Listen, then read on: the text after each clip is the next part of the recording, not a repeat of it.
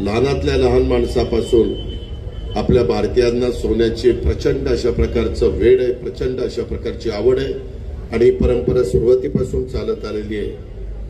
परंतु एकंदरीतच लोकांचे राहणीमान बदलत आहे, परचेसिंग पॉवर वाढतीये आणि त्यावेळेस साहजिकच प्रत्येक जण सोन्याचे दुकानामध्ये जाऊन चांगल्या पद्धतीचं सोनं घेण्याचा प्रयत्न करतात। उद्याच्याला कुठला प्रसंग आला तर सोनं त्या बाबतीमध्ये आपल्याला मॉर्गेज पण ठेवता येतं बँकेमध्ये आणि 2 पैसे पण त्यामध्ये नड भागवता येते।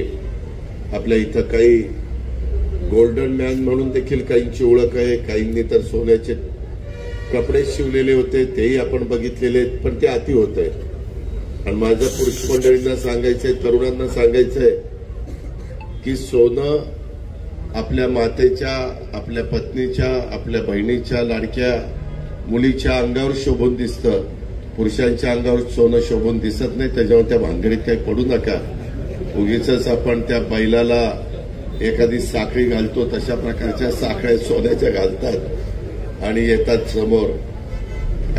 खरं तर ते त्यांच्या पैशाने येतात, मला त्याच्याबद्दल काही बोलण्याचा अधिकार नाही, पण त्यांनी तेवढं सोनं त्यांच्या घरातल्या ते स्त्रीधन म्हणून आपण बघत असतो, त्यांना दिलं तर ते जास्त चांगलं होईल।